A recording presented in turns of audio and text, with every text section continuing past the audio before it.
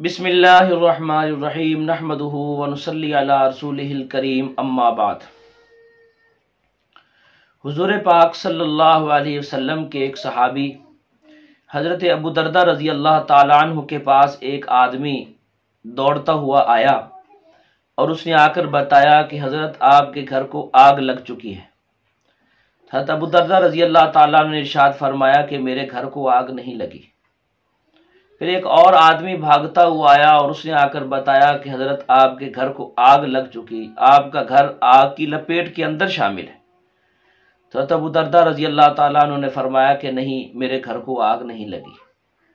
لیکن تیسرا ایک آدمی دوڑتا ہوا آیا اور اس نے آ کر بتایا کہ حضرت انتہائی حیرت انگیز معاملہ ہوا کہ پورے محلے کو آگ لگ چکی تھی، چاروں اطراف سے آگ لگی اور آپ کا گھر بھی آگ کی لپیٹ کے اندر شامل تھا۔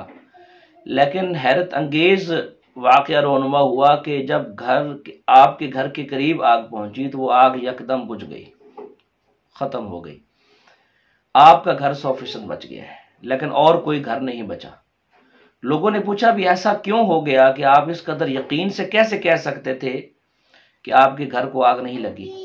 تو حضرت ابو دردہ رضی اللہ تعالیٰ نے ارشاد فرمایا کہ مجھے حضور پاک صلی اللہ علیہ وسلم نے یہ دعا ارشاد فرمائی تھی، میں نے اس دعا کو پڑھا ہوا تھا اور میں روزانہ اہتمام کے ساتھ اس دعا کو پڑھتا ہوں۔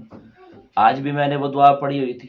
وہ دعا یہ ہے: اللہم انت ربی لا الہ الا انت علیک توکلت وانت رب العرش الکریم ما شاء اللہ کان وما لم یشأ لم یکن ولا حول ولا قوة الا باللہ العلی العظیم اعلم ان اللہ علی کل شیء قدیر وان اللہ قد احاط بكل شیء علما اللہم انی اعوذ بک من شر نفسی ومن شر کل دابہ انت آخذ بناصیتها ان ربی علی صراط مستقیم۔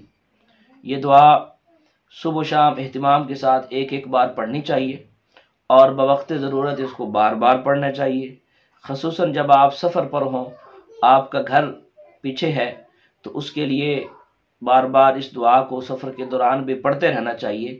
اس کی برکت سے اللہ تعالیٰ آپ کے گھر کی، آپ کے آل اولاد کی اور آپ کے مال و دولت سب کی پوری حفاظت فرمائیں گے۔ اللہ تعالیٰ ہم سب کو اس پر عمل کرنے کی توفیق عطا فرمائے۔ والسلام علیکم ورحمۃ اللہ۔